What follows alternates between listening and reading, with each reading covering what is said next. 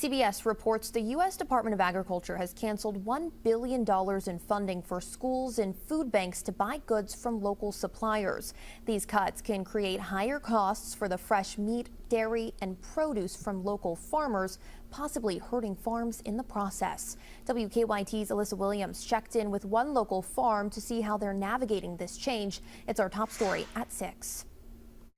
Food is political, so and farmers are one of the first people that are being affected. For those in the local farming industry like Allie Vallandingham, community support and partnerships are what keeps the lights on. But recent cuts are now putting things in jeopardy for her Bourbon County farm. The cuts that are happening are drastic for a small farmer, and so I do believe that it would be enough to put somebody under. The USDA is cutting 2 programs, the Local Food for Schools program and the Local Food Purchase Assistance Cooperative Agreement.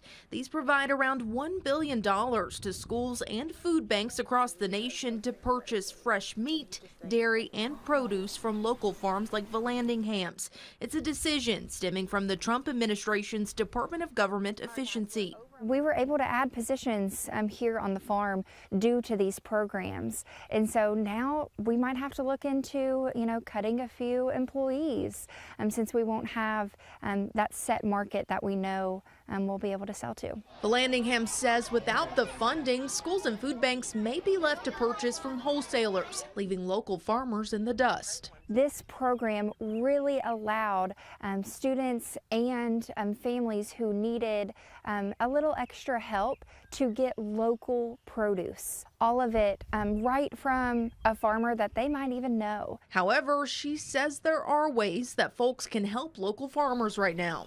Talk to your local farmers and see how you can support them in these challenging times. The economy is rough on everybody, and so supporting one another is the best way to help. In Bourbon County, Alyssa Williams, WKYT.